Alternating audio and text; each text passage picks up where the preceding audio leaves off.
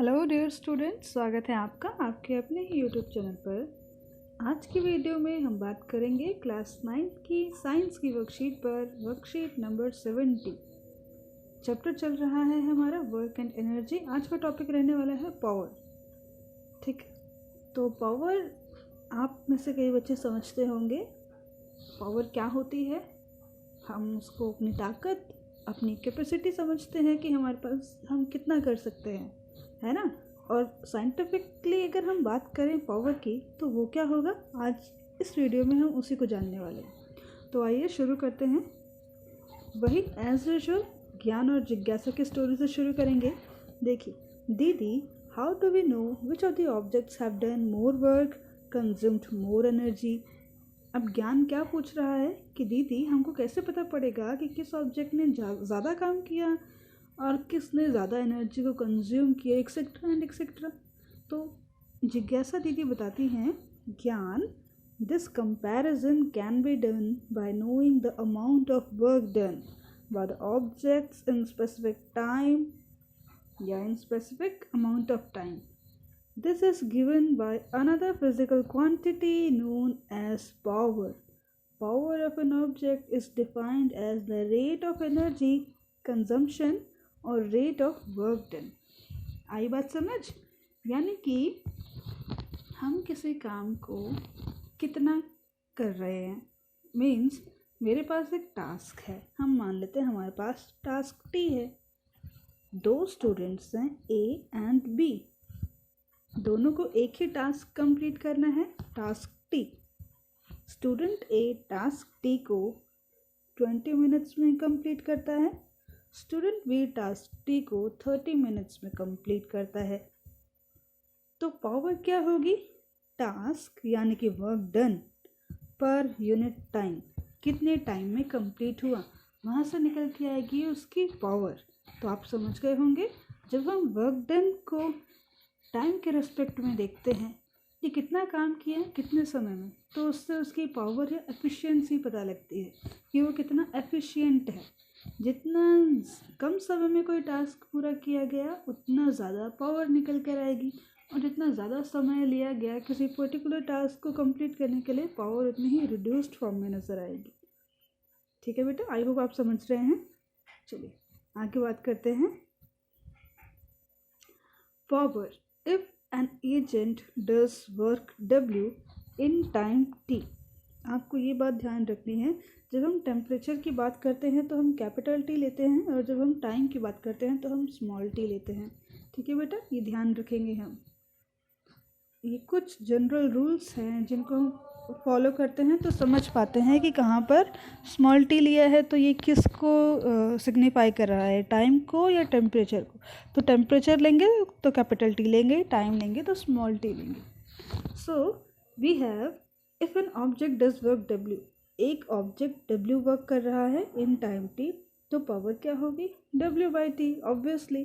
तो यूनिट क्या हो जानी चाहिए पावर की, इस तरह से हमको पता है डब्ल्यू यानी कि वर्क की पावर जूल है, और जो हमारा टाइम है उसकी पावर सेकंड है, तो हमारी पावर होगी जूल पर सेकंड, और simply we can say what.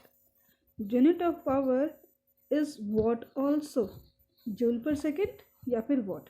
तो टोटल वर्क डन या टोटल, अब हम ये भी जानते हैं कि work done equals to energy consumed, तो जितना वर्क डन हुआ उतनी ही तो एनर्जी भी कंज्यूम हुई, है ना। तो टोटल वर्क डन लिखें हम या टोटल एनर्जी कंज्यूम्ड लिखें, should be divided by total time taken and we will get power, और we can say average power। जब हम टोटल की बात कर रहे हैं तो हमको एवरेज ही निकल के मिलेगा ना बच्चे। ठीक है, तो यहाँ पे हमको एवरेज पावर मिल जाएगा। तो अगर हमें बोले जाए कि 1 वॉट यानी कि 1 वॉट को डिफ़ाइन करें, तो हम 1 वॉट को कैसे डिफ़ाइन करेंगे, देखिए कितना ईजी है।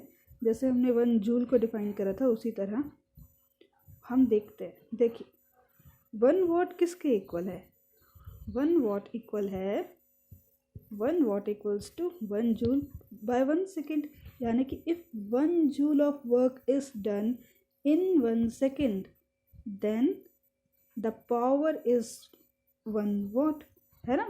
तो if 1 joule of energy is consumed in 1 second, by an appliance, then its power is said to be 1 watt. अगर कोई appliance 1 जूल एनर्जी को कंज्यूम कर रहा है 1 सेकेंड में, तो उस appliance की पावर 1 वाट कहलाएगी.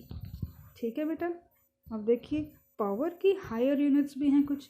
हमारे घर में जब हम पावर कंज्यूम करते हैं अपने इलेक्ट्रिकल अप्लायंसेस पर, तो हमारे पास जो बिल आता है उसमें भी हम वो यही सिग्निफाई करता है, यही दिखाता है कि हमने कितना पावर इस्तेमाल किया है, और उसके अकॉर्डिंगली हम अपना बिल पे करते हैं, इलेक्ट्रिसिटी बिल पे करते हैं. तो हम अगर वॉट में दिखाने लगें तो ये बहुत बड़ी वैल्यू निकल के आ जाएगी, इसलिए हम इसको हायर यूनिट्स के फॉर्म में कन्वर्ट कर देते हैं. तो हायर यूनिट्स क्या हो सकते हैं, देखिए किलोवाट हो जाएगा. किलोवाट कितना, अगर 1000 वाट्स हैं तो हम उसको किलोवाट में शो कर सकते हैं. 1 kW इक्वल्स टू 1000 वाट्स, है ना. तो 1 किलोवाट यानी कि 1000 जूल्स पर सेकेंड. इसी तरह मेगावाट में भी शो कर सकते हैं. 1 मेगावाट यानी कि 10 की पावर 6. गीगावाट यानी कि 10 की पावर 9 वाट, है ना बेटा. तो इस तरह से हम इनको यूज़ करते हैं. अब देखिए कमर्शियल यूनिट ऑफ एनर्जी, हमारे घरों में जो बिजली आती है उसमें जो हम एनर्जी कंज्यूम करते हैं पावर, तो हमारे पास जो पावर की रेटिंग आती है, कमर्शियल यूनिट क्या होता है उसका. The large quantities of energy are expressed in bigger unit of energy called kilowatt hour. कितना एनर्जी हमने यूज़ किया, इलेक्ट्रिक एनर्जी कितना हमने यूज़ किया, तो वो वाली एनर्जी की जो हमारे पास बिल आता है उसको हम किलोवाट आवर में डिनोट करते हैं, है ना, कि कितना पावर आपने टोटल कंज्यूम किया. किलोवाट पर आवर यानी कि कितने आवर के हिसाब से कितना किलोवाट आप यूज़ कर रहे हैं. So the energy used in 1 hour at the rate of 1 kilowatt is called 1 kilowatt hour. Simple, आप समझ पा रहे होंगे. अब 1 किलोवाट आवर को हम 1 यूनिट भी बुलाते हैं. हम कहते हैं ना बिल कितना यूनिट आया है, 2 unit, 4 unit, 10 unit, 100 unit, 1000 unit. हम यूनिट्स में बात करते हैं कि कितने यूनिट. अब ये यूनिट क्या है, unit is 1 unit is 1 kilowatt our. यानी कि अगर 1 किलोवाट आवर यूज़ हुआ है 1 घंटे में, तो 1 किलोवाट आवर पावर होगी. ठीक है बेटा. अब ये 1 किलोवाट आवर को हमें जूल्स में कन्वर्ट करने को भी आता है कई बार. तो देखिए 1 किलोवाट यानी कि 1000 वाट. आर को अगर हम सेकंड में देख लेते हैं, है ना, हमको जूल और सेकंड में लेके चलना होता है. आर को हमने सेकंड में कर लिया तो 3600 सेकंड्स हो गए. अब दोनों का मल्टीप्लिकेशन करके हमको मिल जाएगा 3.6 इंटू 10 की पावर 6 जूल्स. यानी कि 1 kilowatt hour is equal to 3.6 into 10 की पावर 6 जूल्स. यानी कि इतना अमाउंट ऑफ एनर्जी जब हमने यूज़ किया है तो हमने 1 यूनिट कंज्यूम किया है. 1 यूनिट ऑफ इलेक्ट्रिसिटी या इलेक्ट्रिक एनर्जी हमने कंज्यूम किया. आई बात समझ. चलिए आगे बढ़ते हैं. कुछ न्यूमेरिकल्स दिए गए हैं हमको. देखिए एग्जाम्पल है, a body does 20 joule of work in 5 second. What is it's power. Simple, क्या होगा, वर्क को टाइम से डिवाइड कर दीजिए, मिल जाएगा 4 watt. That would be the power here. Okay, example number 2. A boy of mass 50 kg runs up a staircase of 45 steps in 9 seconds. If the height of each step is 15 centimeter and his power, find his power. Take g equals to 10 meter per second square.